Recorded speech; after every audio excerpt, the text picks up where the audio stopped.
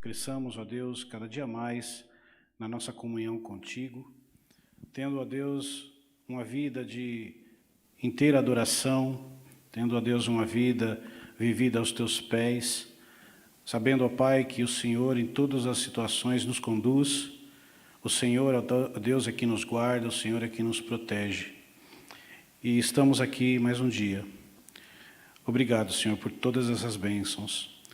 E agora, Senhor, que nesta manhã possamos aprendermos da Tua Palavra, possamos louvar o Teu nome com cânticos, louvar a Ti, ó Deus, com a leitura das Escrituras e também, ó Deus, com a Assembleia que queremos realizar nesta manhã. Que o Senhor nos abençoe, nos guarde, que o Senhor abra os nossos corações, o nosso entendimento, para que a Tua Palavra, Senhor, possa entrar no nosso coração e nos ajudar, ó Pai, nos guiando, nos protegendo, nos fazendo, ó Deus, entender a Tua vontade e qual caminho devemos percorrer. Esteja, Senhor, com aqueles que ainda estão a caminho daqui, que o Senhor os guarde, os proteja na vinda e nos dê, ó Deus, um dia na Tua presença, nos preparando para um momento mais especial desse dia, que é o culto que teremos logo mais, onde iremos, ó Deus, Te louvar, Te adorar na Tua presença, onde o Senhor estará, ó Deus, recebendo, Senhor, aquilo que lhe é devido, que é a nossa devoção, a nossa adoração. Que seja assim, para a honra, glória e louvor do Teu nome, em Cristo Jesus, que oramos. Amém.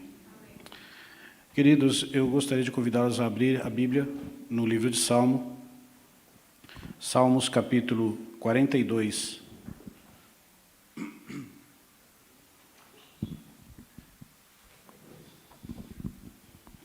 Nós vamos fazer essa leitura de forma alternada e todo o Salmo, tá? Todo o Salmo 42. Diz assim a palavra do Senhor, uma mestre de canto, salmo didático dos filhos de Corá, de Coré. Como suspira a corça pelas correntes das águas, assim por Ti, ó Deus, suspira a minha alma. A minha alma tem sede de Deus, do Deus vivo. Quando irei perante a face de Deus. As minhas lágrimas têm sido o meu alimento dia e noite, enquanto me dizem continuamente, o teu Deus, onde está?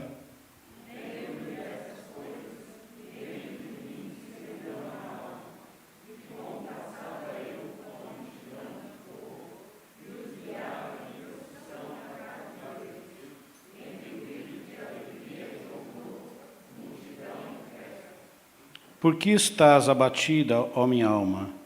Por que te perturbas dentro em mim? Espera em Deus, pois ainda o louvarei.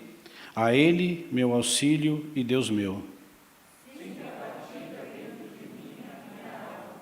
Lembro-me, portanto, de Ti, na terra de Jordão, e no monte Hermon, e no monteiro de Mizar. Um abismo chama outro abismo, ao fragor das tuas catatupas, todas as tuas obras, todas as tuas ondas e vagas passaram sobre mim.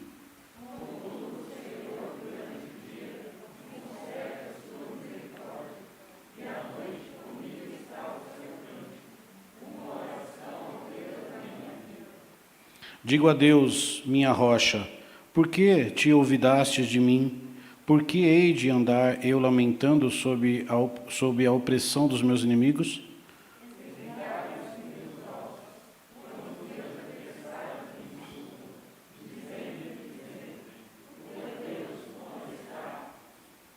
Por que estás abatida, ó minha alma? Por que te perturbas dentro em mim? Espera em Deus, pois ainda o louvarei, a Ele, meu auxílio e Deus meu. Amém. Esse salmo é um salmo que acho que se identifica muito conosco, não é? No nosso dia a dia, nas nossas crises, muitas vezes, não é? De tristezas. É óbvio que são épocas completamente diferentes e um contexto completamente diferente. Não é? O salmista aqui, ele fala que a ideia é que ele estava, de alguma maneira, sob domínio de um dos seus inimigos. Não é? E ele vê todas aquela coisa toda e ele começa dizendo que a alma dele suspira, como uma corça que suspira pelas correntes de água. E o desejo que ele tem de adorar a Deus é como se fosse a corça desejosa pelas correntes de água, né, com sede. Então, a sede que ele tem de louvar a Deus, de cultuar a Deus. E me parece que ele está, em algum momento aqui, sob domínio dos seus inimigos. E ele diz que a alma dele tem sede de Deus, porque ele ali não podia, onde ele estava, ele não podia cultuar a Deus, ele não podia adorar a Deus como ele fazia livremente no seu país. Não é? E ele fica lá lamentando, mas aí ele começa a se lembrar das coisas que Deus já havia feito. Né? Ele fala no versículo 4, lembro-me destas coisas e dentro de mim se me derrama a alma, de como passava eu com a multidão do povo e os guiava, em procissão à casa de Deus, entre gritos de alegria e louvor. Multidão em festa. Então ele está se lembrando dessas coisas. E essas coisas traz a ele um desejo muito grande, quase que incontrolável, de adorar a Deus. E ele olha para tudo isso e ele se lembra e ele fala, por quê? Por que a minha alma está abatida? Por que eu estou triste? Sim, a situação não é boa, a situação é difícil, é complicada. Mas por que a minha alma está abatida? Por que a minha alma se sente conturbada e abatida? Espera em Deus, porque eu conheço o meu Deus. O meu Deus é o Deus dos exércitos, é aquele Deus que fez todas as coisas, que tirou o povo de Israel do Egito com mão poderosa, que levou e guiou esse povo pelo deserto, e fez grandes maravilhas. Por que estou abatido? Por que eu estou triste, como se não houvesse mais esperança? Não. Espere em Deus. E ele fala no último versículo, pois ainda o louvarei, pois Ele é o Deus que é o meu auxílio. Ele nos conduz. Então, independente da circunstância em que vivemos, independente de situação financeira, de saúde, condições em que o país atravesse, que o mundo atravessa, nós temos um Deus que cuida do seu povo, sempre cuidou. Deus, em momento nenhum, deixou de cuidar do seu povo. Ele diz que os braços deles não estão encolhidos para salvar.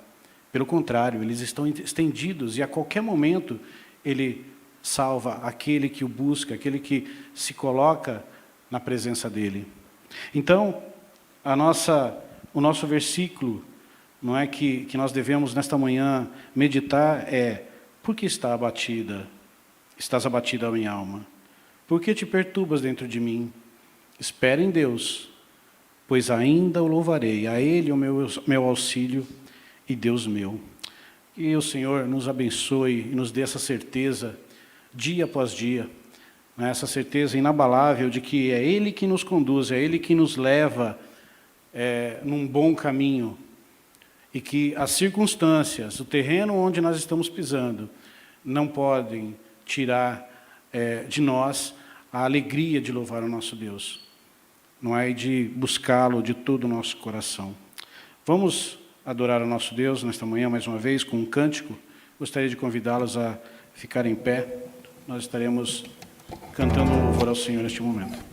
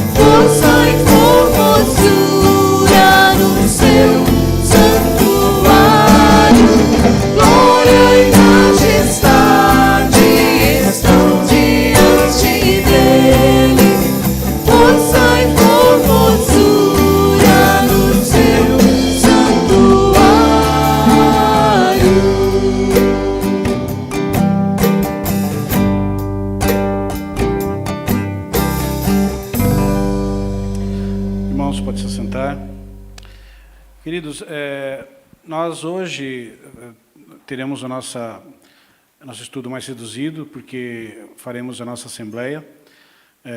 Eu não sei se deu quórum, até para que a gente depois, né, que quem chegou, chegou. Eu acho que quem não chegou não vem mais. Mas seria interessante a gente saber, até para a gente ter aqui um parâmetro aqui para a gente continuar.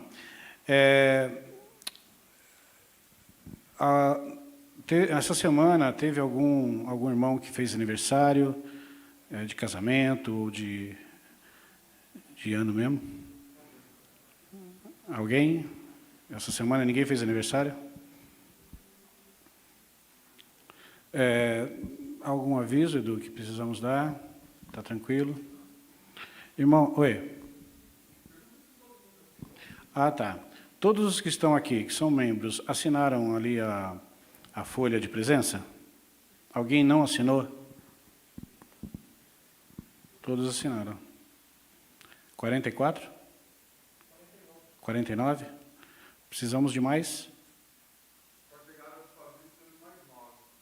Tá. Bom, se alguém não assinou a lista de presença, por favor, assine lá, tá? Como nós dissemos na semana passada, a Assembleia hoje era só para nós oficializarmos, né, a doação do terreno lá do Jardim Odete, para que a Igreja de Suzano possa acertar lá toda a documentação deles. E é uma Assembleia muito rápida, não é? E seria apenas para isso. Bom, mas vamos esperar até o horário da Assembleia, se nós conseguiremos 1/3 dos membros para podermos realizá-la. Tá bom? Algum pedido de oração, meus queridos, que nós precisamos dar destaque nesta manhã?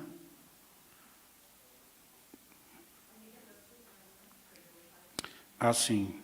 A família da minha mãe. Meu tio faleceu essa semana. Ele já estava muito debilitado, já não enxergava há muitos anos, e esta semana ele não resistiu e, devido às fraquezas de saúde, ele veio a falecer. Então, que os irmãos estejam orando pela família, para que Deus possa estar confortando o coração da família. Mais algum? Ok. O pai da Lúcia, graças a Deus, já saiu do hospital, já está em casa. Não é? Nós temos motivos de alegria, motivo de alegria, de agradecimento por tantas pessoas que se recuperaram, né? Nós temos acompanhado aí diariamente as notícias nos grupos de oração. A gente está sempre vendo que as pessoas estão ficando bem, estão curadas e estão voltando para casa. E nós temos que louvar a Deus e agradecê-lo por mais esta bênção que Ele tem proporcionado a nós. Então, vamos mais uma vez curvar as nossas frontes, vamos buscar a Deus em oração, agradecendo a Deus pelas pessoas que estão em casa, já saíram do hospital, que já estão melhores de saúde, e também que Deus esteja abençoando a família do meu tio lá, que essa semana tem passado por momentos difíceis. Eu quero pedir para a Dani estar orando.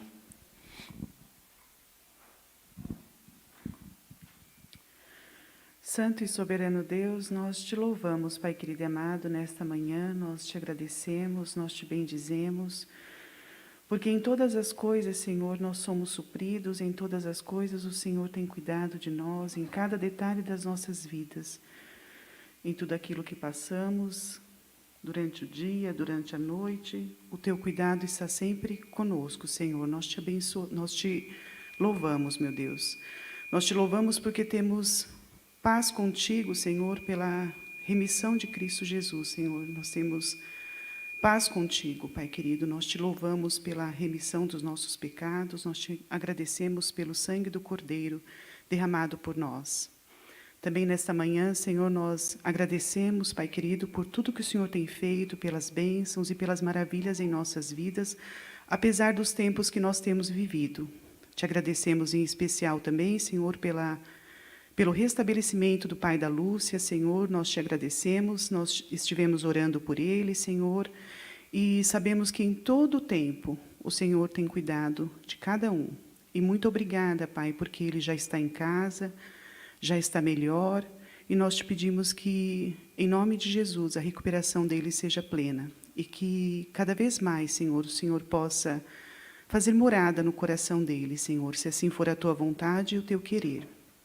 Obrigada, Senhor, pelo teu bondoso cuidado para com a vida dele e para com a vida de tantos outros irmãos, Senhor, que estiveram doentes, que ainda estão doentes, estão se recuperando.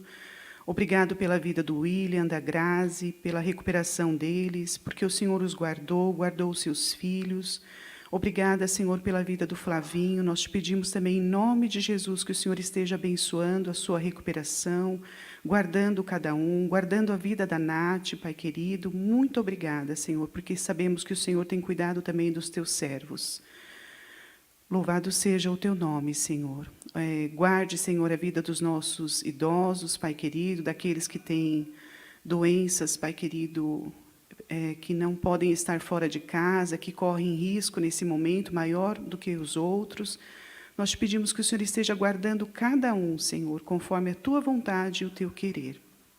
Também te pedimos agora, Senhor, pela vida da Silvana, pela perca que teve, Senhor, do seu ente querido nessa semana, Pai querido, que o Senhor esteja entrando com consolo, Senhor, no coração de cada um, conforto, sabendo que a tua vontade é perfeita, é boa, é agradável.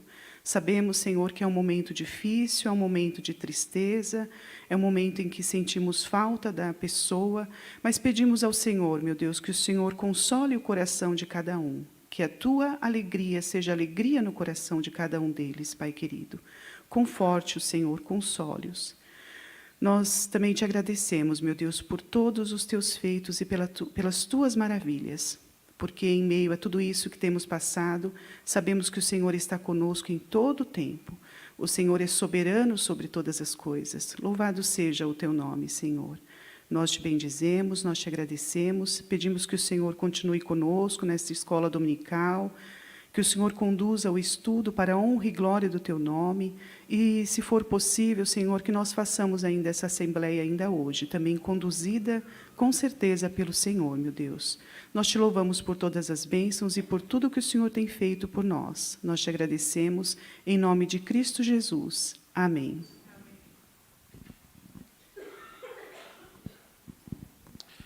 Irmãos, então, sem mais demoras, vamos então passar a nossa meditação nesta manhã, nosso breve estudo. Semana passada nós falamos sobre segurança no Senhor, não é? Então, sabemos que todas as coisas, nossa segurança, tudo que passamos neste mundo, quem nos guarda é o Senhor, né? Em todos os momentos, aprendemos sobre isso. Como eu já tinha dito também, esse mês, como nós estamos retornando às nossas atividades aqui presenciais, nós faremos alguns estudos com temas que nós estaremos trazendo à igreja. A partir do mês que vem, retomaremos os nossos estudos no catecismo. Então, hoje eu gostaria de falar sobre um outro tema, algo que é muito comum no nosso dia a dia, algo que todos nós estamos sujeitos a passar.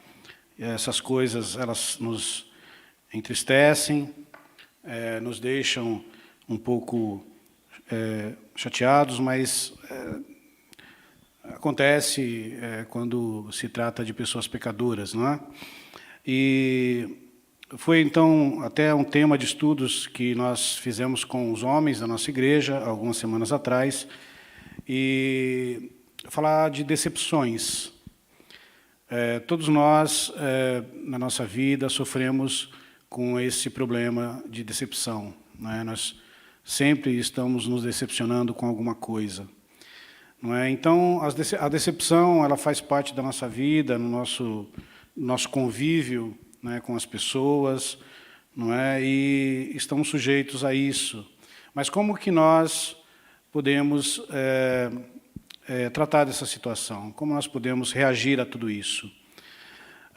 Decepção significa que é um descontentamento, é uma frustração por alguma coisa que acontece de forma inesperada, não é?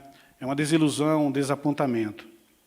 Então, todos nós, infelizmente, estamos sujeitos a essas coisas, e é um dos sentimentos mais ruins que podemos experimentar. Não é? Eu não conheço ninguém que goste de passar por decepção, pelo contrário, né? Nós gostamos de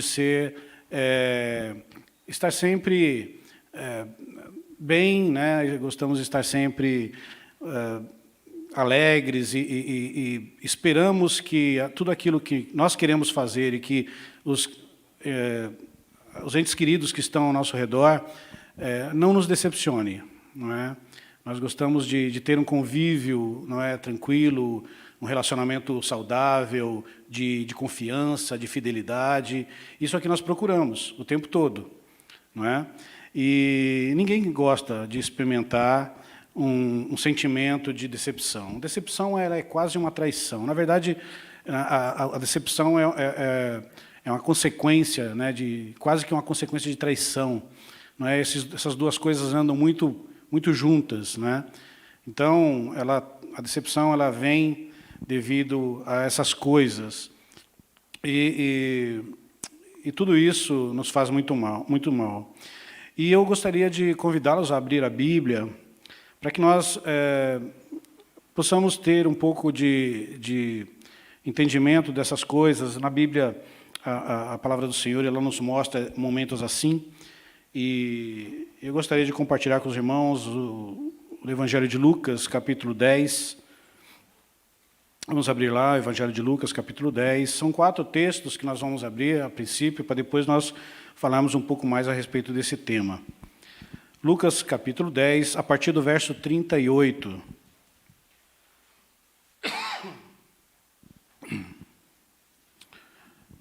Lucas, capítulo 10, a partir do verso 38, diz assim: Indo eles de caminho, entrou Jesus num povoado, e certa mulher chamada Marta hospedou-o na sua casa.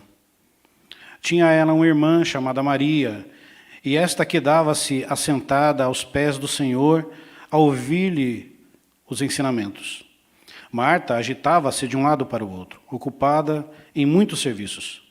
Então se aproximou de Jesus e disse: Senhor, não te importas de que a minha irmã tenha deixado que eu fique a servir a cozinha? Ordena-lhe, pois, que venha ajudar-me. E respondeu o Senhor: Marta, Marta, estás inquieta e te preocupas com muitas coisas. Entretanto, pouco é necessário, ou mesmo uma só coisa. Maria, pois, escolheu a boa parte, e esta não lhe será tirada. Então, nós temos aí um episódio que nós vamos voltar depois e comentar um pouco mais. Mas eu gostaria que os irmãos também abrissem em Gálatas, capítulo 3. Vamos lá para Gálatas, capítulo 3, do verso 1 ao verso 5.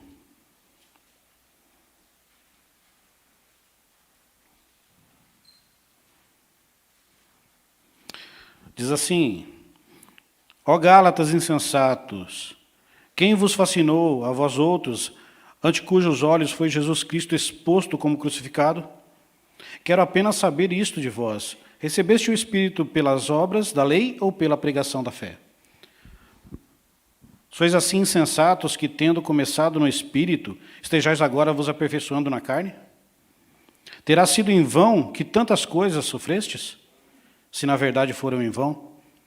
Aquele, pois, que vos concede o Espírito e que opera milagres entre vós, porventura o faz pelas obras da lei ou pela pregação da fé?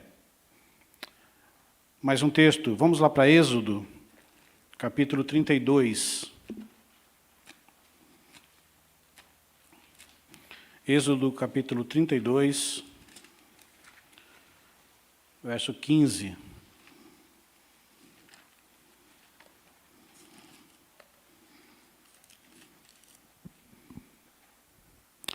Êxodo 32, a partir do verso 15. E voltando-se, desceu Moisés do monte com as 2 tábuas do testamento na mão, do testemunho nas mãos. Tábuas escritas de ambas as bandas, de uma e de outra banda estavam escritas. As tábuas eram obra de Deus. Também a escritura era a mesma escritura de Deus esculpida nas tábuas. Ouvindo Josué a voz do povo que gritava, disse a Moisés: há alarido de guerra no arraial. Respondeu-lhe Moisés: não é alarido de guerra, não é alarido dos vencedores, nem alarido dos vencidos, mas alarido dos que cantam é o que ouço. Logo que se aproximou do arraial, viu ele o bezerro e as danças. Então acendeu-se-lhe a ira, arrojou das mãos as tábuas e quebrou-as aos pés do monte. E pegando-o no bezerro que tinha feito, queimou-o e o reduziu a pó, que espalhou sobre a água e deu a beber aos filhos de Israel. Depois perguntou Moisés a Arão: que te fez este povo que trouxeste sobre ele tamanho pecado? Respondeu-lhe Arão: não se acenda a ira do meu senhor, tu sabes que o povo é propenso para o mal. Pois me disseram: faze-nos deuses que vão adiante de nós, pois quanto a este Moisés, o homem que nos tirou da terra do Egito, não sabemos o que lhe terá acontecido. Então eu lhes disse: quem tem ouro, tire-o. Deram-me, e eu lancei no fogo, e saiu esse bezerro. Mais um texto, o último aqui dessa primeira parte, Isaías, capítulo 5. Vamos lá para Isaías, capítulo 5.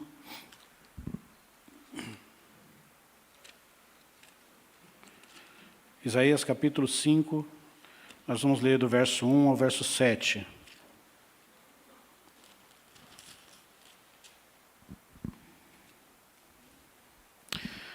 Verso 1. Agora cantarei ao meu amado o cântico do meu amado a respeito da sua vinha. O meu amado teve uma vinha num outeiro fertilíssimo. Sachou-a, limpou-a das pedras e a plantou de vide escolhidas. Edificou no meio dela uma torre e também abriu um lagar. Ele esperava que desse uvas boas, mas deu uvas bravas.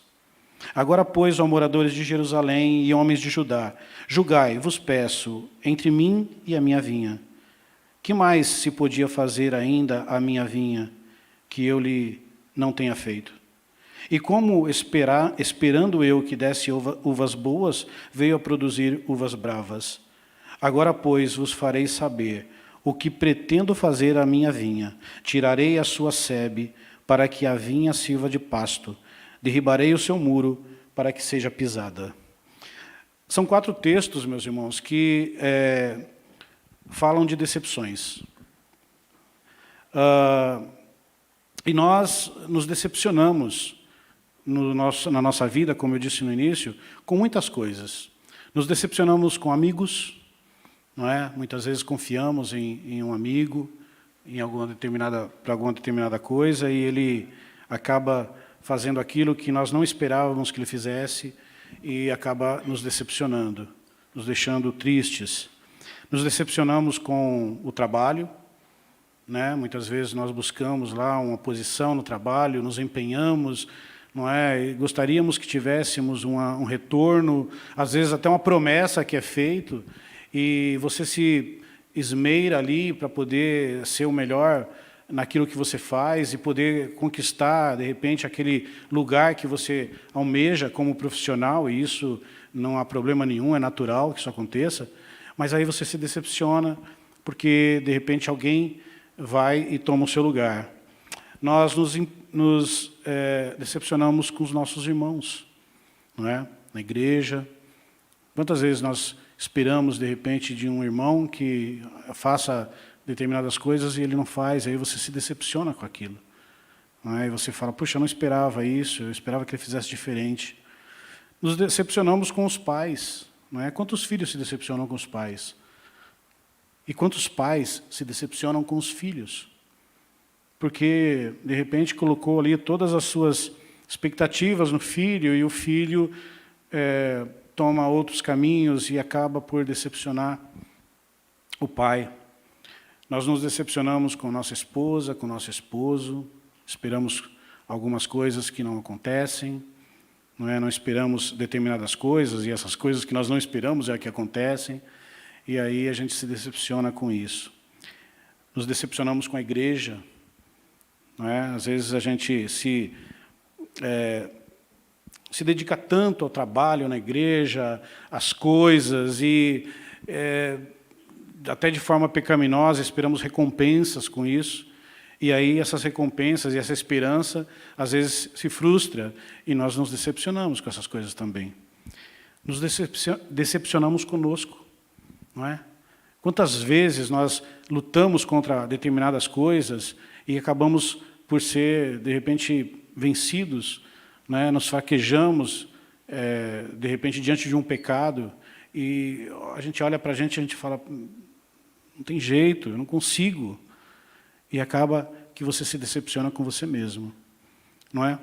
Essas coisas estão a todos os momentos na nossa vida, no nosso dia a dia, e são coisas que acontecem. Não é? Nós experimentamos isso. Quem nunca experimentou essas coisas? Não é? E tem aquelas pessoas que se decepcionam com Deus. Não é? As pessoas que buscam alcançar a Deus através da sua própria força.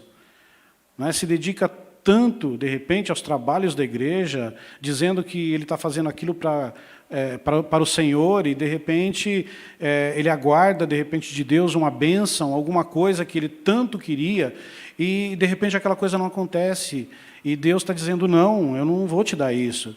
E aí nós nos decepcionamos com Deus. Não é? Vamos ler em Mateus, por favor, abram em Mateus capítulo 19. Vamos ver um exemplo dessa decepção que, de repente, as pessoas podem ter exatamente com Deus. Mateus 19, a partir do verso 16. E eis que alguém, aproximando-se, lhe perguntou, Mestre, que farei de bom para alcançar a vida eterna? Respondeu-lhe Jesus, por que me perguntas acerca do que é bom? Bom só existe um.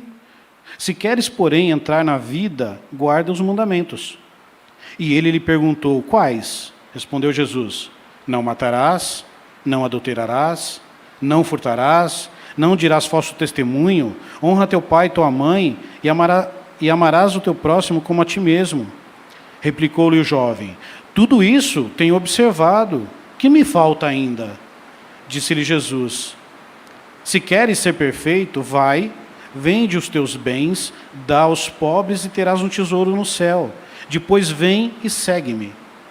Tendo, porém, o jovem ouvido essas palavras, retirou-se triste, por ser dono de muitas propriedades. Então nós vemos aí, irmãos, uma pessoa que se decepciona com Deus. Uma pessoa que tinha o desejo de entrar na vida eterna. Não é? Ele tinha o desejo de entrar no reino de Deus. E ele julgou que tudo aquilo que ele fazia era suficiente para isso. Então ele chega diante de Jesus, não é? Reconhece Jesus como mestre e pergunta para ele, o que me falta? Porque os mandamentos que o Senhor falou aí, está tudo em dia, está tudo tranquilo. Então, eu estou apto para isso. Não é? Eu estou apto. E aí Jesus fala para ele, olha, tudo bem, só te falta uma coisa. Está perfeito, está jóia, está no caminho certo. Mas falta uma coisa para você. Vai, vende tudo que você tem, distribui aos pobres e vem e segue-me. Aí ele travou. Na hora ele travou. Como assim? Eu vou ter que dar tudo que eu tenho para as pessoas?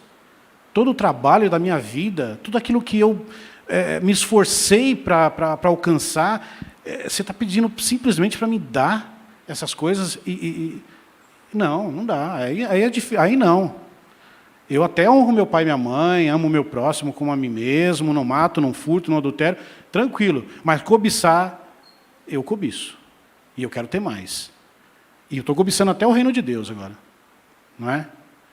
Então, ele travou exatamente no momento em que Jesus falou, vai e vende tudo que tens. Ele nem ouviu que Jesus falou assim, e terás um tesouro comigo no céu.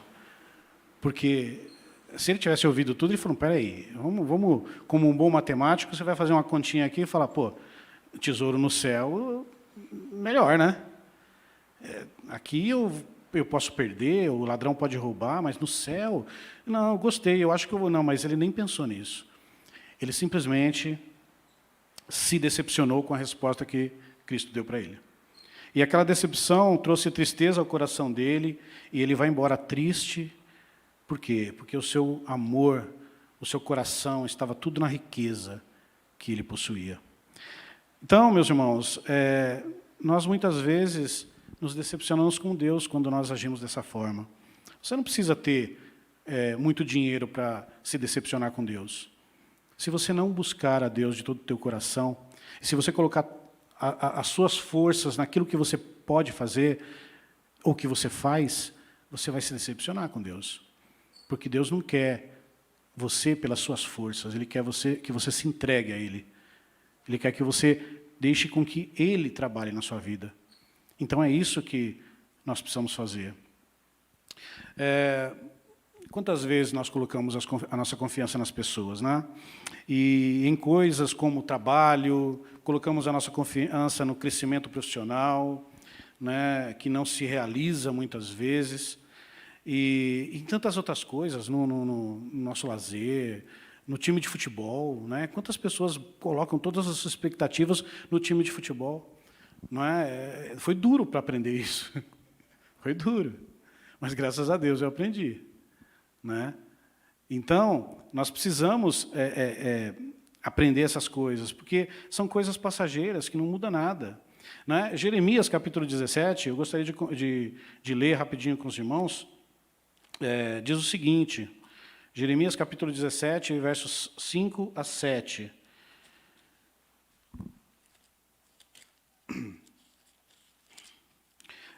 Diz assim, assim diz o Senhor, maldito o homem que confia no homem, faz da carne mortal o seu braço e aparta o seu coração do Senhor. Porque será como um arbusto solitário no deserto, e não verá quando vir o bem. Antes morará nos lugares secos do deserto, na terra salgada e inabitável. Bendito o homem que confia no Senhor e cuja esperança é o Senhor. Então nós aprendemos aqui que nós não devemos confiar nos homens, não devemos confiar nas coisas, não devemos confiar em nós mesmos, nas nossas forças. Não é porque o que o Senhor nos diz aqui é que maldito o homem que confia no homem e que faz da carne, né, as coisas da carne, mortal, o seu braço e aparta o seu coração do Senhor. Então nós precisamos entender que muitas vezes nós vivemos na igreja, mas às vezes o nosso coração está longe do Senhor. Nós estamos colocando as nossas forças, às vezes no nosso irmão, às vezes na nossa família, às vezes em nós mesmos, às vezes em outras pessoas, e nós vamos nos decepcionar. Isso é certo. Nós iremos nos decepcionar se nós continuarmos dessa forma. Então, nós lemos os textos aí, e quando nós vemos lá Marta e Maria, Jesus está ali na casa delas, e ele está ensinando, não é, aquelas pessoas ali, e Marta está preocupada com os afazeres, está preocupada com a organização das coisas, em fazer o alimento, e enquanto Jesus está ali despejando ensinamentos e conhecimentos, e é como se ele estivesse ali falando coisas maravilhosas, e Maria ali sedenta, ouvindo aquilo, e Marta preocupada com as coisas que têm que ser feitas. Não é? E quantas vezes nós estamos assim? Não é? Vamos fazer uma programação especial na igreja. E nós nos preocupamos mais com os bastidores, nos preocupamos muitas vezes mais com a arrumação do templo, ou com as pessoas que vão ficar à porta para esperar os visitantes e receber, e às vezes a gente não se preocupa muito com aquilo que vai ser ensinado. Não é? Muitas vezes isso acontece. Nós nos preocupamos com a organização, e depois, isso já aconteceu muito, você está ali preocupado com a organização, e chega o momento daquela programação, e o pastor está aqui, ele vai falar, e aí eu saio correndo, eu preciso ver isso, eu preciso ver aquilo, e esqueço de cultuar a Deus. Nós ficamos...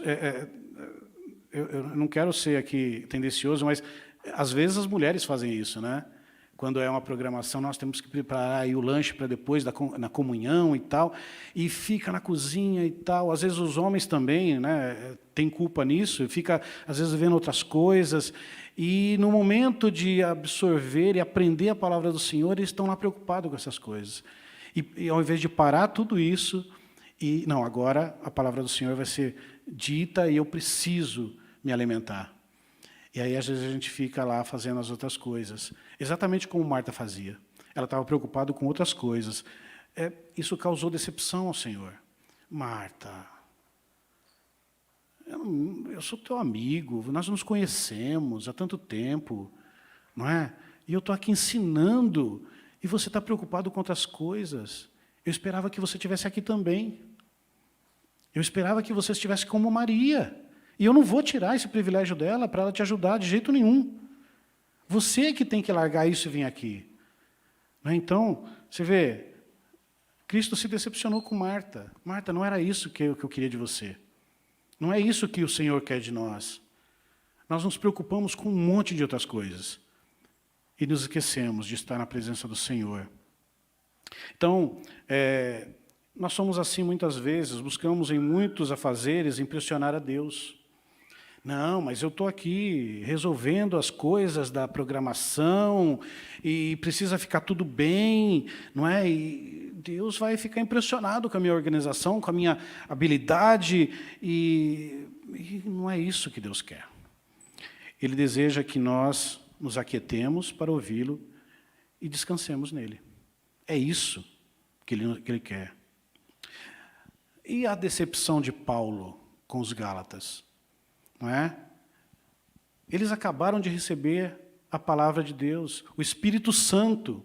Eles foram transformados pelo poder do Evangelho e, de repente, os judaizantes chegam, aquelas pessoas chegam e... Não, vocês podem crer em Jesus, está ótimo, mas não abandone a lei de Moisés, não abandone a circuncisão, não abandone as tradições. Vocês precisam continuar. É necessário.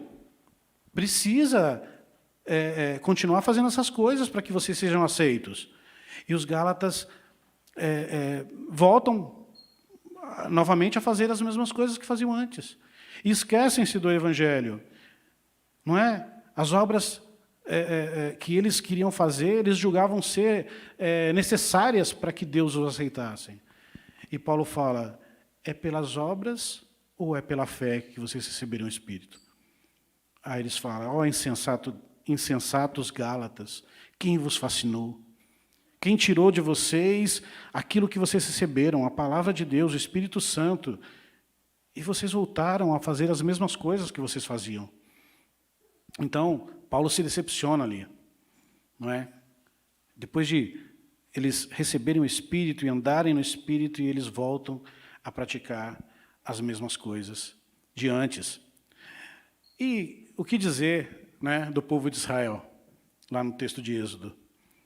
Moisés estava lá no monte, já há uns 40 dias, Deus conversando com Moisés, mostrando a ele tudo o que ele queria que o povo fizesse, dá ali as tábuas dos mandamentos, e Moisés já estava pronto quase para descer, e feliz da vida ali. Nossa, Deus escreveu aqui com o próprio dedo. Moisés devia estar exultando, né? E aí Deus pega e fala assim, olha, volta porque o povo me decepcionou. Eles estão se desviando do caminho. E aí Moisés desce e vê aquele bezerro, e a decepção de Moisés era tão grande que ele pega as tábuas que Deus tinha escrito e joga nas pedras e acaba com tudo aquilo. E a Bíblia diz que ele derrete todo aquele bezerro e faz com que os filhos de Israel bebam da água que derreteram aquele bezerro. Decepção terrível. O povo tinha acabado de sair há pouco tempo do Egito, Deus tinha feito tantas coisas maravilhosas, eles tinham visto isso, eles tinham presenciado o mar se abrir, as 10 pragas no Egito, água saindo da fonte, da pedra, onde não existia fonte nenhuma de água, e tantas coisas eles viram, o maná, não é? Coisas maravilhosas. E Deus agora estava dando uma cara para o povo. Olha, agora eu vou dar uma lei para vocês, para que vocês sigam essa lei, para que vocês não sejam iguais aos povos do mundo. Vocês têm um Deus, e vocês têm um Deus que tem uma lei que vocês vão seguir. E essa lei vai servir de baliza ali para vocês se desviarem do mal. E era isso. Era isso que Deus estava preparando. Olha que maravilha que Deus estava preparando para o povo. E o povo simplesmente decepciona a Deus e a Moisés. Ao invés de esperarem Moisés voltar do monte com a palavra de Deus exclusiva para o povo, não é? A palavra exclusiva para o povo de Deus, eles mesmos se rebelaram, se voltaram e se esqueceram do que Deus já havia feito, das maravilhas, dos feitos sobrenaturais, e aquele povo que era para andar com Deus em júbilo, alegria, pois Deus havia tirado eles do Egito e se tornado Deus deles, aquele Deus presente, o Deus dos exércitos, e eles não tinham por que temer a ninguém. Imagina, Deus, Ele me tirou do Egito, Ele fez abrir o Mar Vermelho, Ele fez tanta coisa, quem vai poder resistir a esse povo? Qual é o inimigo que vai se levantar? Não existia nenhuma nação que pudesse fazer frente a Israel, fazer frente ao povo que tinha um Deus como o Deus de Israel. Mas o povo resolve, então, fazer um bezerro, se prostrar, e causa essa terrível decepção a Moisés, a Deus. Depois nós vamos lá para Isaías, e o profeta Isaías conta uma história, não é, em que um homem ele prepara um outeiro. Um outeiro é uma pequena elevação de terra, né? Não é um monte, não é uma pequena elevação, né? E ele prepara, ele coloca adubo naquele outeiro, ele deixa aquele pedaço de terra preparado com todos os nutrientes necessários para que aquela vinha crescesse, com todos os nutrientes que era necessário para isso, e que ela desse frutos de primeira qualidade, não é? Imagina você lá na sua terra, lá no seu sítio, né? E você vai lá e você prepara, não é, aquele cantinho ali, você fala, eu quero plantar aqui alguma coisa que você goste muito aqui. Então, eu quero que tenha aqui, sei lá, uma laranja maravilhosa. O Joel tem uma laranja aqui que eu amo, adoro, deliciosa. Então, imagina que você queira plantar uma laranja, não é? E aí você vai lá, prepara toda a terra, você procura quais são os adubos necessários, e você cuida daquela terra, e você vem com aquela muda de laranja da melhor qualidade, e você planta, e aí você acompanha todo o crescimento dela, e aí chega o momento que ela vai dar aquele fruto tão maravilhoso, que você vai fazer aquele suco, que você vai se deliciar com aquele suco que você gosta tanto, e aí, de repente, quando você pega aquela laranja é amarga, é azeda, e nem colocando açúcar lá resolve o negócio. Imagina, não é? Você fica decepcionado com isso. Aí você faz o quê? Quer saber? Eu vou deixar isso aqui de qualquer jeito, e deixa as ervas daninhas crescerem, e você se decepciona. Você perde a graça com aquilo. É mais ou menos o que aconteceu aqui nesse texto de Isaías. Ele prepara uma vinha, ele cuida, não é? Ele faz ali todos os preparativos, e aí, quando nasce a uva é amarga, não é? A uva é imprestável para fazer vinho. Não dá para fazer vinho daquela uva, vai ficar péssimo, vai ficar horrível. Então, o que ele faz? Depois dessa grande decepção, ele pega e faz com que aquele outeiro aquela vinha se torne pasto para os animais. E aí depois ele está falando isso num contexto de Israel, né? Os irmãos podem ver isso depois lá, mas para a gente ilustrar a questão da decepção, né? Então, a decepção nos leva, muitas vezes, a tomar decisões difíceis, e que leva a consequências não muito boas. Se isso acontece conosco, em relação a nós ou as pessoas, como você pode achar que Deus agirá quando aqueles nos quais Ele espera boas coisas produzem coisas ruins? Nós, até agora, falamos das coisas que nos decepcionam, não é? Então, nós falamos das pessoas, nós falamos de nós mesmos, até Deus, não é? O nosso pecado, achamos que Ele nos decepciona. Agora, imagina como Deus vai agir com você, se você decepcionar a Deus. A decepção nos leva, então, a tomar decisões horríveis, não é? E quantos momentos de decepções passaram pela nossa cabeça até agora? Talvez eu estou falando aqui e você está pensando aí, né? Nossa, me decepcionei com isso, com aquilo, não é? Poxa vida, quantas decepções tive na minha vida? Você pode estar pensando isso agora aí. E talvez até pensando que talvez uma pessoa que decepcionou você deveria estar aqui agora, ouvindo isso, para que a carapuça servisse, não é? Às vezes a gente pensa isso, de forma pecaminosa.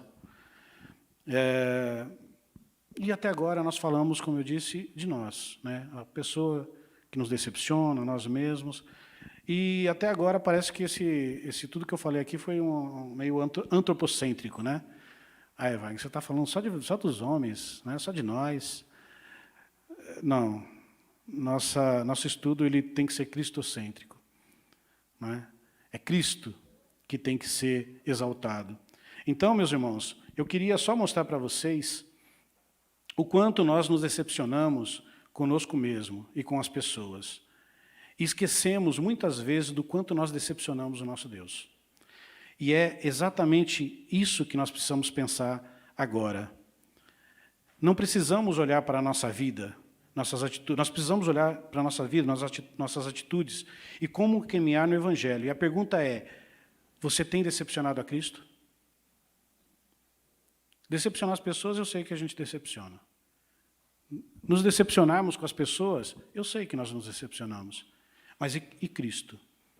Ele está decepcionado comigo ou não? Como eu tenho agido? A forma como eu tenho vivido a minha vida é uma forma decepcionante para Deus?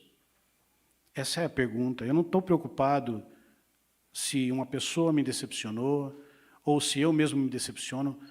A minha preocupação maior tem que ser, eu estou decepcionando a Cristo?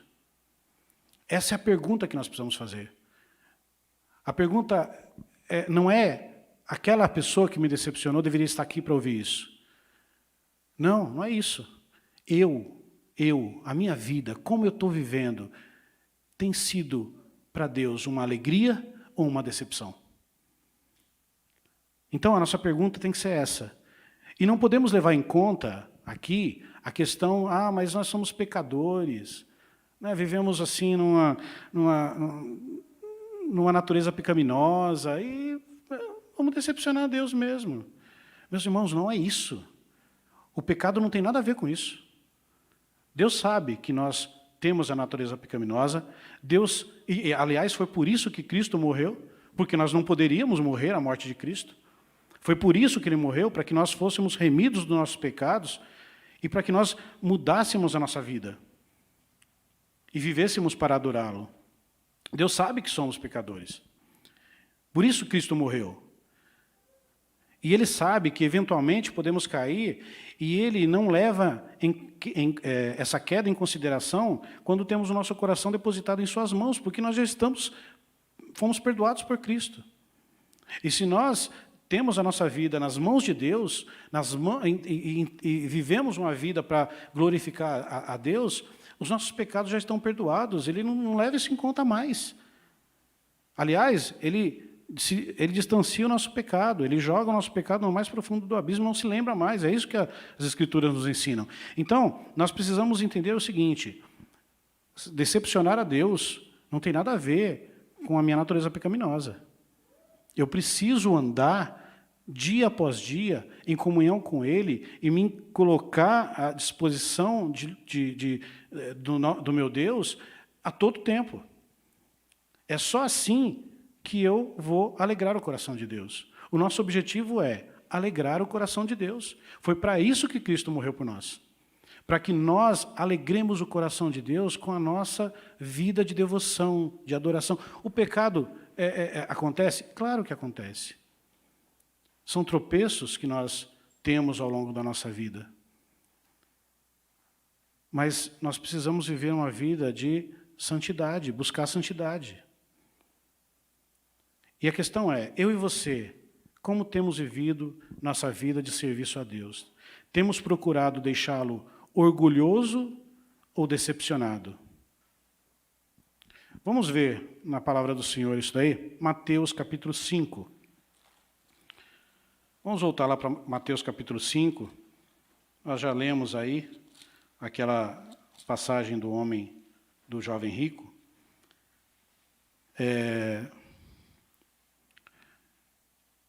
No verso 11. Bem-aventurados sois quando por minha causa vos injuriarem, e vos perseguirem, e mentindo disserem todo mal contra vós.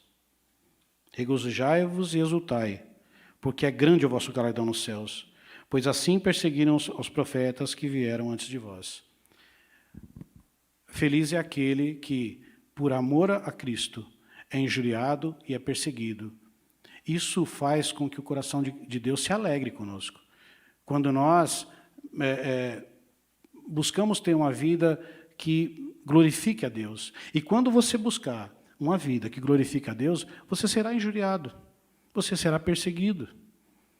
As pessoas irão te atacar. Nós ainda vivemos num país que ainda é livre estarmos aqui reunidos. Ainda é.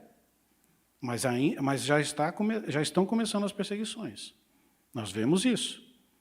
E isso não vai tardar a chegar. A perseguição mais intensa. E aí?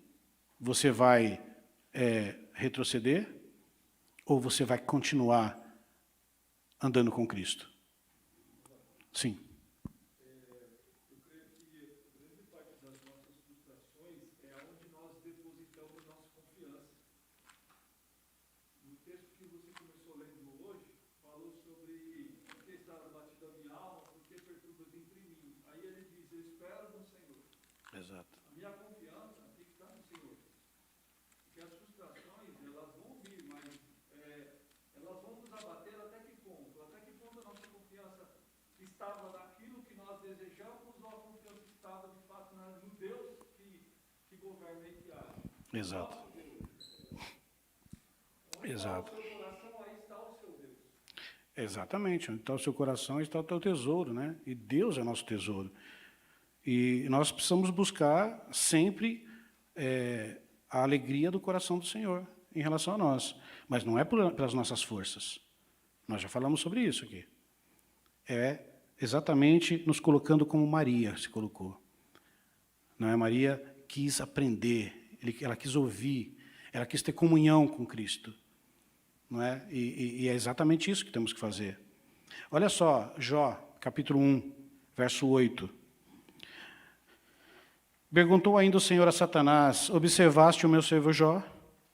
Porque ninguém há na terra semelhante a ele, homem íntegro e reto, temente a Deus e que se desvia do mal. Ora, Jó era pecador como nós, não era? Ele não nasceu sem pecado. Mas Jó buscava agradar a Deus com a sua vida, com a sua devoção, com o amor que ele tinha por Deus. Ele estava continuamente oferecendo sacrifícios a Deus. Ele estava continuamente em adoração a Deus. Ele buscava alegrar o coração de Deus. Ele buscava viver uma vida em que Deus se alegrasse com aquilo, com as coisas que ele produzia através da fé que o Espírito Santo colocava no coração dele. Não porque ele queria que Deus, olha, tá vendo? Ele faz o que eu assim e tal. Não, não. Jó, ele tinha uma vida, ele fazia aquilo por prazer a Deus. O único objetivo de Jó era adorar a Deus, era glorificar a Deus, não é?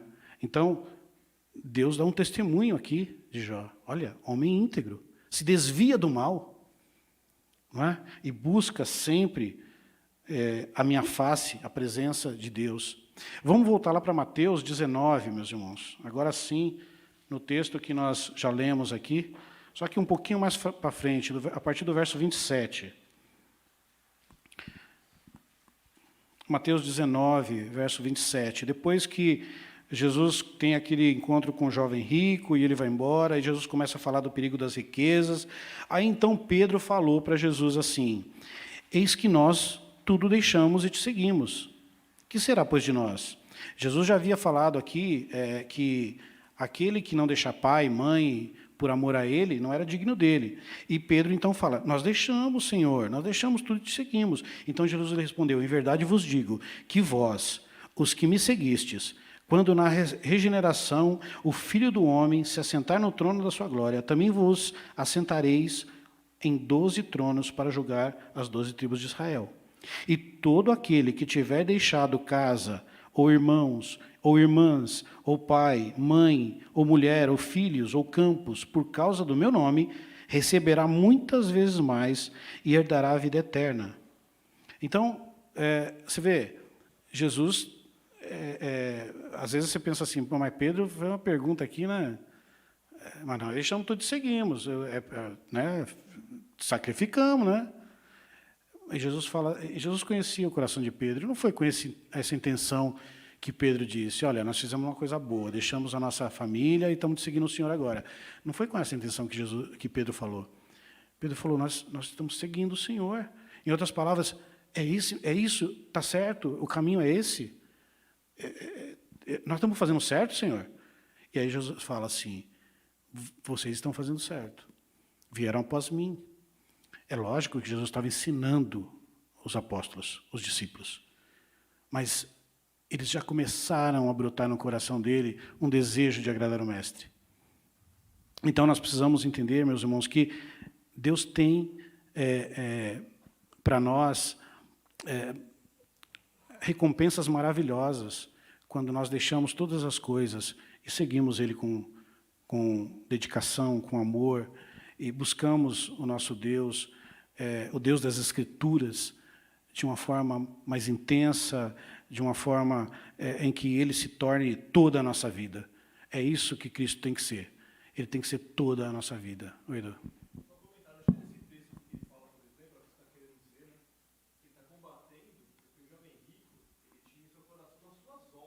Exato. Ele era rico e ele fazia. Por isso que a resposta de Deus parece estranha.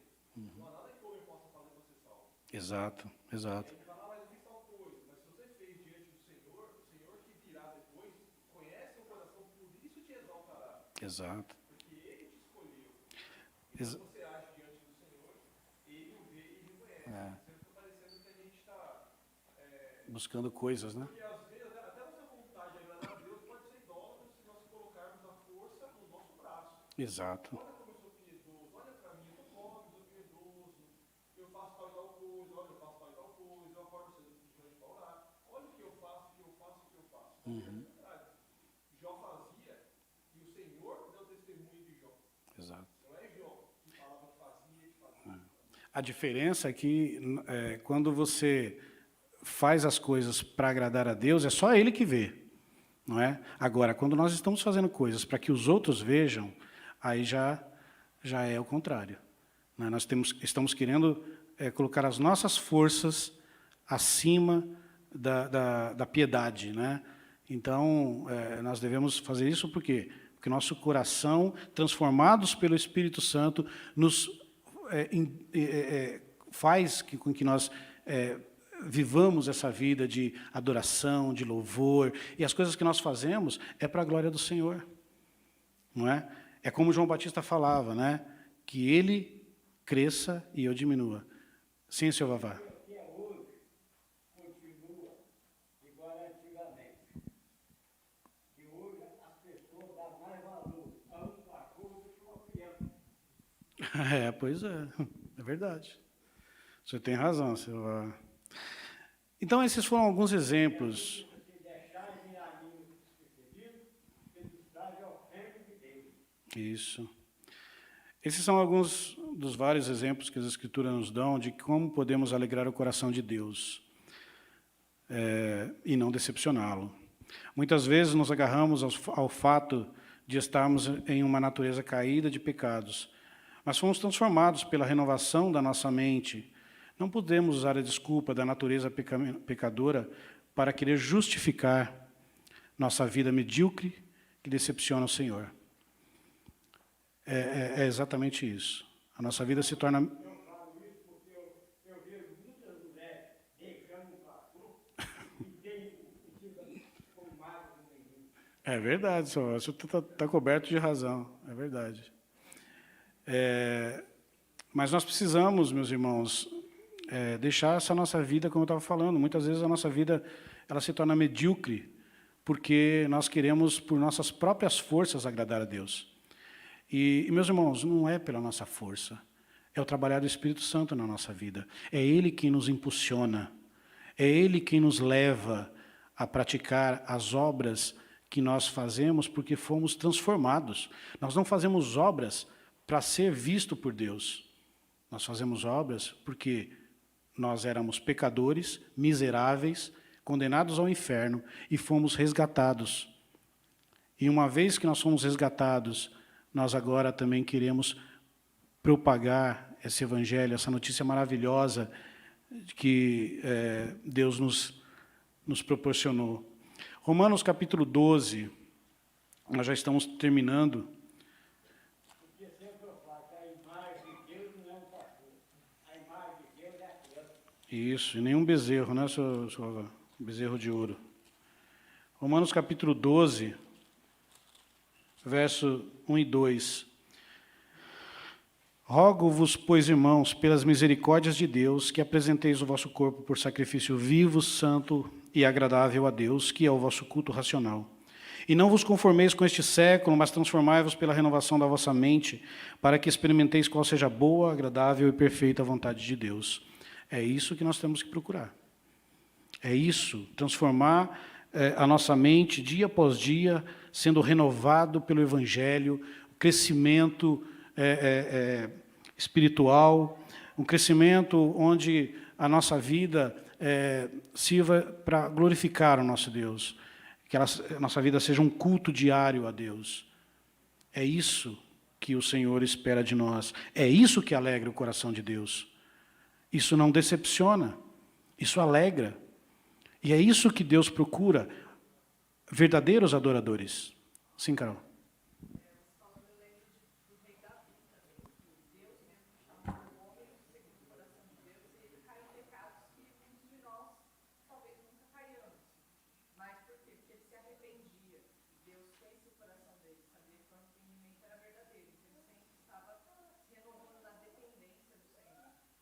São tantos exemplos, né? Davi é um deles. Davi foi chamado o rei segundo o coração de Deus, e ele também tinha uma natureza pecaminosa, assim como Jó, não é? Mas Deus conhecia o coração de Davi, e o coração de Davi era inclinado a adorar a Deus. O coração de Davi alegrava o coração de Deus. Por isso, o rei segundo o coração do Senhor. É isso que nós precisamos buscar, meus irmãos. A igreja hoje atravessa uma grande inércia. Não é? É triste olhar para a igreja hoje e ver, sabe, a igreja parada, atrofiando, sabe? Parece que ela está, ao invés de ela crescer e expandir, ela está se encolhendo. A igreja está envolvida com política, não necessariamente política, mas a política dentro da igreja. Não é, eu quero ser o presidente não sei da quê, eu quero ser presidente da OMP, da SAF, da UP, eu quero ser presidente do presbitério, eu quero ser presidente do Supremo Concílio, eu quero ser. E muitas vezes o querer servir a Deus com um coração puro não é levado em conta. Então a igreja, infelizmente, ela fica parada por conta dessas coisas, está envolvida com prosperidade. Não é? Queremos ser uma igreja rica. Queremos ser uma igreja com poder aquisitivo grande. Precisamos terminar. E está envolvido com bem-estar, enfim, tantas coisas. E pouco envolvida com o desejo de agradar a Deus. Então, meus irmãos, precisamos reagir, precisamos voltar a buscar a Deus de todo o nosso coração, precisamos pregar o Evangelho com as nossas vidas santas. Não é só pregar o Evangelho para cumprir, de repente, uma agenda de evangelismo. É pregar o Evangelho com a nossa vida, com a vida santa, com a vida que seja notório às pessoas que não é comum.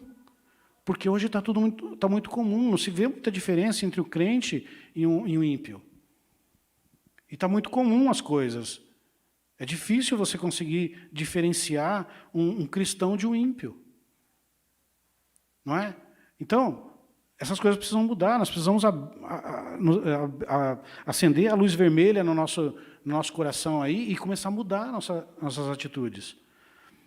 Então, precisamos viver um evangelho com vidas santas, desprendidas das coisas do mundo. Pregar o evangelho da salvação em Cristo e nos preocuparmos com as coisas do céu, da eternidade, pois será lá que toda a nossa existência fará sentido. Nós vivemos para glorificar a Deus e vivemos aqui neste mundo nos preparando para vivermos eternamente com Deus. Nossa vida não se resume só a isso aqui. A nossa vida, ela realmente vai assim começar de forma plena, completa, na glória com Cristo. Nós estamos caminhando, estamos buscando a santificação e nos santificamos vez após vez, dia após dia, para que quando chegar o dia determinado por Deus, do fim das nossas vidas, então Ele nos chamará. E aí nós viveremos eternamente com Ele. E aí sim, plenamente com Ele. E é isso tem que ser aquilo que nós devemos fazer. Oi, pode falar. Não tem como a gente olhar para a história de Jó, né? Como Davi, tantos outros exemplos, né? Perceber que a Bíblia não escondeu o pecado de ninguém, né? E olhar para Jó e ver que a superação da decepção dele foi, assim, um dos momentos é que ele diz, recebi o bem de Deus e não receberia o mal. Reconhecer Deus em todas as coisas. E assim, aprender o que Jó aprendeu. Né? O que Jó aprendeu, como ele termina o livro dele, como termina o livro de Jó. Antes eu conhecia Deus e eu ouvi falar. Hoje eu conheço ele de andar com ele. Exato. Eu acho que o que está faltando para nós, nossa geração, não sei, é exatamente isso. Não receberíamos o mal, né? Exato. Não receberíamos as dificuldades, não receberíamos o Covid. Né? Acho que o que está faltando é nós caminharmos com Deus. A gente conhece Deus. Até você citou lá no estudo, né, que somos conhecidos como a igreja de estudo e tal. É. Né? Então a gente conhece Deus. O problema é que a gente não está caminhando. Precisamos nos empenhar mais, né, para que a nossa vida seja uma vida para glorificar a Deus. Eu quero terminar, meus irmãos, com Colossenses capítulo 3, do verso 1 ao verso 4. Eu peguei uma tradução um pouquinho diferente da nossa, eu queria que os irmãos acompanhassem aí, Colossenses capítulo 3, do 1 ao 4, então com isso nós encerramos agora de manhã. Então, portanto, já que vocês ressuscitaram com Cristo, procurem as coisas que são lá do alto, onde Cristo está sentado à direita de Deus. Mantenham o pensamento nas coisas lá do alto, não nas coisas terrenas, pois vocês morreram e agora a sua vida está escondida com Cristo em Deus. Quando Cristo, que é a nossa vida, for manifestado, então vocês também serão manifestados com Ele em glória. Irmãos, precisamos decorar esse texto, tá? Porque é isso aqui, é isso que nós precisamos buscar, não é? Nós ressuscitamos com Cristo. Nós morremos para o mundo, ressuscitamos com Ele, então pensemos nas coisas dos céus, não nas coisas terrenas. Para quem gosta de matemática aí, qual a porcentagem que você gasta da sua vida se preocupando com as coisas do mundo? e quanto você gasta se preocupando com as coisas dos céus. Eu tenho até medo de fazer essa conta. Porque com certeza, infelizmente, nós teremos uma porcentagem muito maior de preocupação com as coisas do mundo do que com as coisas celestiais. Então,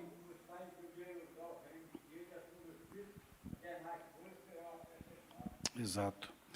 Então, eu gostaria de terminar, meus irmãos, e agradecer a todos vocês por participarem, por ouvirem, né, esse estudo, e que possamos meditar na palavra do Senhor e buscar pensar nas coisas lá do alto e deixarmos com que as coisas aqui da terra fiquem em segundo plano na nossa vida, para que busquemos alegrar o coração de Deus e não decepcioná-lo.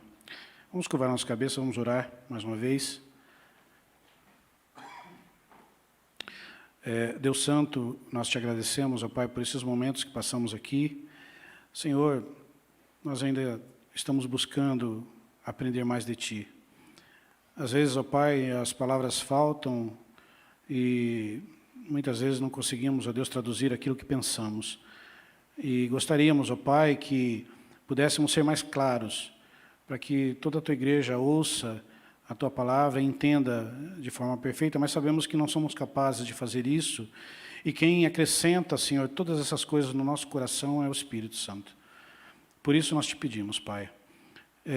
Falamos, ó Pai, dessas coisas aqui, lemos a Tua palavra, e se não fomos claros o suficiente, Pai Santo, que Teu Espírito encha o coração de todos nós com o ensino da Tua palavra, com o ensino das Escrituras e com o desejo de alegrar o Teu coração, o desejo, ó Deus, de fazer com que o Senhor seja visto em nós e que vivamos, ó Deus, uma vida santa, pensando, Senhor, sempre em Ti, na eternidade contigo, na vida, ó Deus, abundante com o Senhor. E deixemos, ó Pai, as coisas aqui deste mundo, os afazeres, ó Pai, as coisas que muitas vezes nos tiram, ó Pai, roubam a nossa atenção, e, pelo contrário, que possamos, ó Deus, ter toda a nossa atenção, nosso coração direcionado e voltados para o Senhor. Faça isso na nossa vida, Pai. Faça isso, por amor de Cristo, nosso Salvador, é que oramos. Amém. Jair, pastor Jair está aí? Tá? É que eu estou sem óculos, Jair.